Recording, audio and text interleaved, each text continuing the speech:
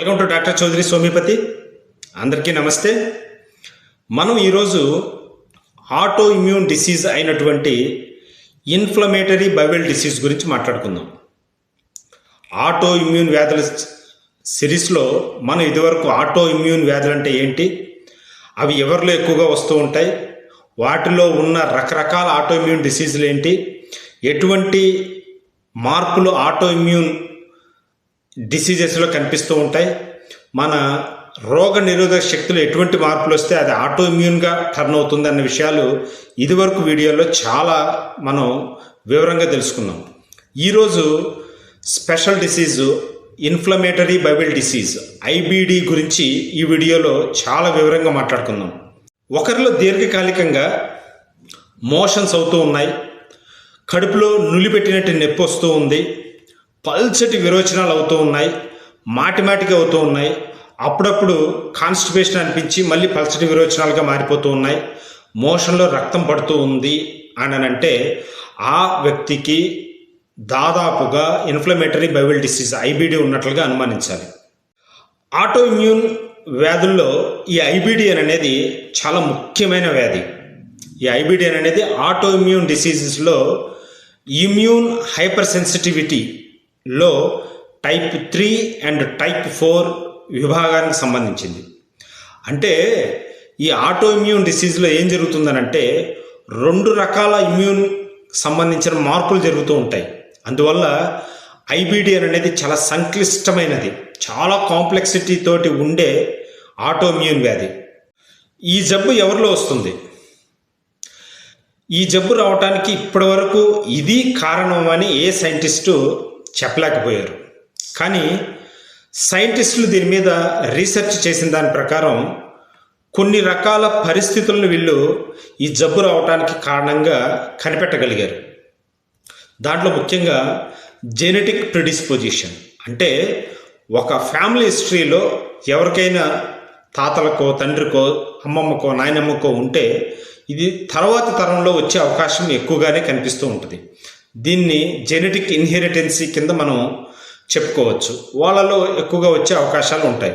అలాగే ఇమ్యూన్ సిస్టంలో ఎక్కువగా సమస్యలు ఉండే వాళ్ళకి, అంటే మనం ఇమ్యూన్ సిస్టమ్ని గమనించినట్లయితే కొంతమందికి అతిగా స్పందించడం అనేది కనిపిస్తూ ఉంటుంది, కొంతమందికి అసలు స్పందించకపోవడం అనేది కనిపిస్తూ ఉంటుంది. దీన్నే హైపర్ సెన్సిటివ్ ఇండివిజువల్స్ అని అంటారు.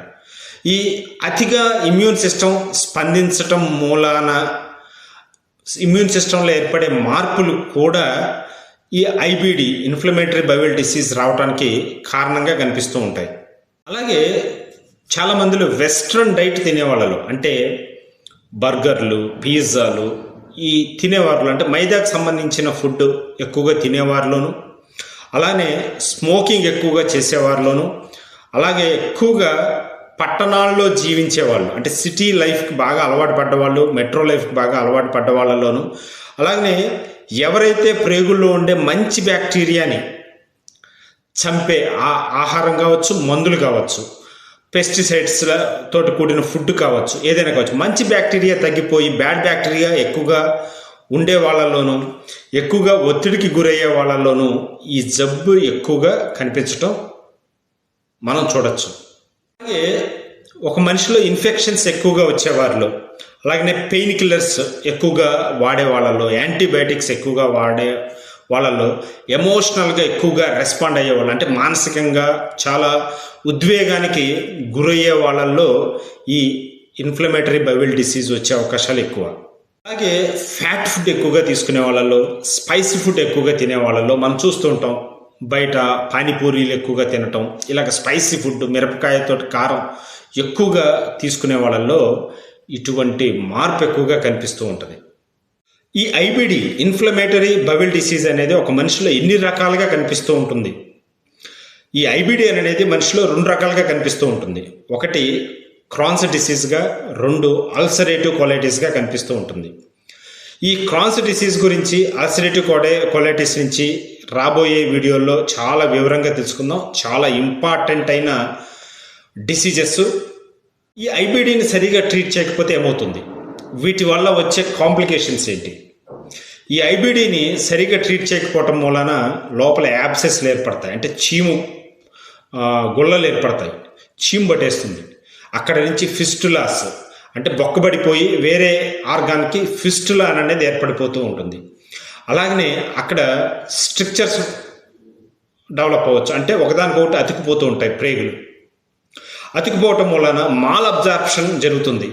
తిన్నది ఒంటికి వంట పట్టదు, అంటే ఒంటికి పట్టదు. ఎంత తిన్నా సరే తిననట్టుగానే సన్నగా తయారవుతూ ఉంటాడు, రోజు రోజుకి బరువు తగ్గిపోతూ ఉంటారు.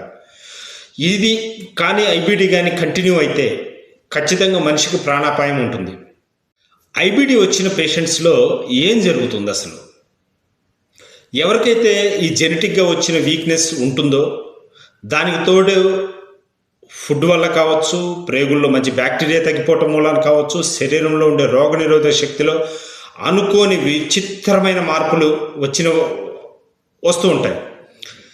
ఇతర బ్యాక్టీరియాల నుంచి మన శరీరాన్ని కాపాడవలసిన మన రోగనిరోధక శక్తిలో వచ్చిన విచిత్రమైన మార్పులు ఆ రోగనిరోధక శక్తి మన శరీరంలో ఉండే ప్రేగు లోపల ఉండే ప్రేగు పొరలను డ్యామేజ్ చేయటం మొదలు పెడుతుంది, దాని మీదనే అటాక్ చేయటం మొదలు పెడుతుంది.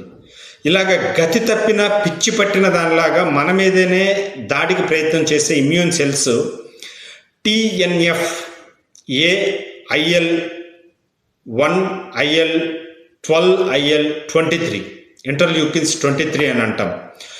ఇవన్నీ ఏం చేస్తాయి? ఈ సైటోకైన్స్ అని అంటారు వీటిని. ఈ సైటోకైన్స్ అనేవి ఇమ్యూన్ సెల్స్ నుంచి రిలీజ్ అవుతాయి. ఈ సైటోకైన్స్ బ్యాక్టీరియాని చంపటం మానేసి మన శరీరంలో ఉండే లోపల పొరలను డ్యామేజ్ చేయటం మొదలు పెడతాయి. ఇలాగ రిలీజ్ అయిన సైటోకైన్స్ ప్రేగు లోపల పొరల్ని దాడి చేసి అక్కడి నుంచి వాపుని తీసుకొని వచ్చి, అక్కడి నుంచి అల్సరేషన్ తీసుకొని వచ్చి, అక్కడి నుంచి హెమరేజ్ని క్రియేట్ చేసి ఫైనల్గా ఆ ప్రేగంతా గట్టిగా హార్డ్గా తయారవుతుంది. దాన్ని ఫైబ్రోసిస్ ఇంటెస్టైన్స్ అని అంటారు. అంటే వాపుని క్రియేట్ చేసింది కూడా మన రోగనిరోధక శక్తే, అల్సర్స్ని క్రియేట్ చేసింది కూడా మన రోగనిరోధక శక్తి. అందుకనే ఐబిడిని ఆటో ఇమ్యూన్ డిసీజెస్ కింద మనం